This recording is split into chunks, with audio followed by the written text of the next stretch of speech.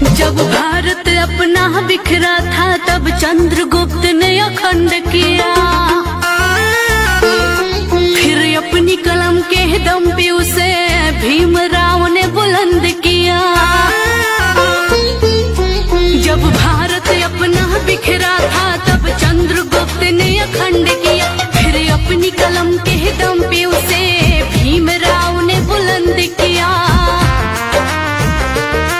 उस देश के कुर्सी पे अब तो ऐसा ठग है बैठा, उस देश के कुर्सी पे अब तो ऐसा ठग है बैठा, जो देश को ऐसे बेच रहा कि नाम पड़ा विक्रेता।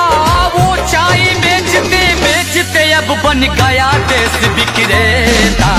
आया देश विक्रेता, देखो आया देश विक्रेता, आया देश विक्रेता, देखो आया देश विक्रेता।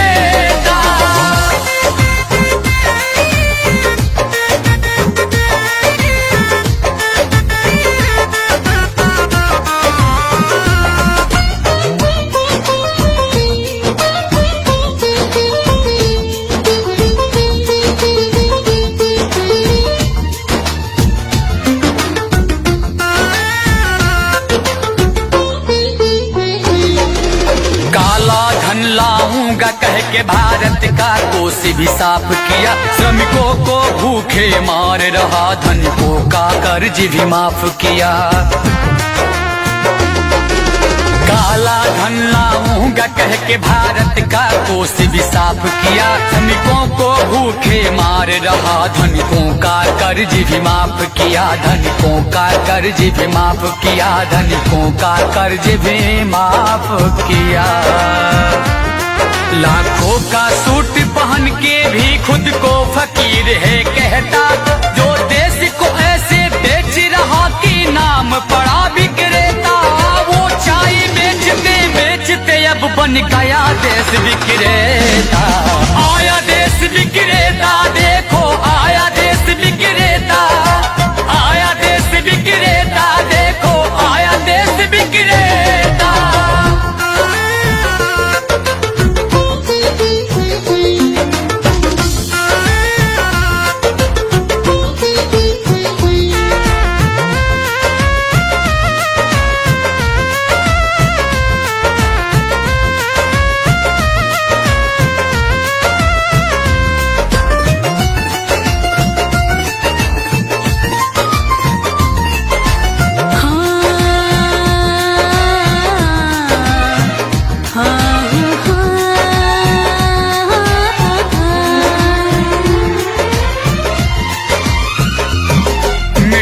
तो उसके जूते का कैसा है स्वाद बताती है, जब जब चुनाव हो तब उसको माँ की याद आती है।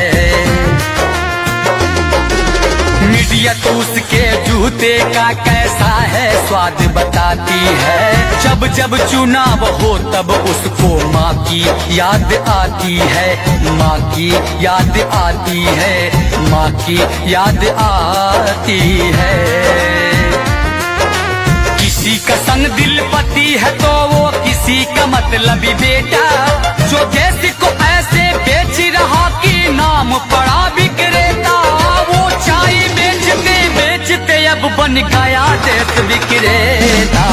आया देश विक्रेता, देखो आया देश विक्रेता, आया देश विक्रेता, देखो आया देश विक्रेता। जब भारत अपना बिखरा था तब चंद्रगुप्त ने अखंड किया, फिर अपनी कलम के दम पे उसे भीमराव ने बुलंद किया।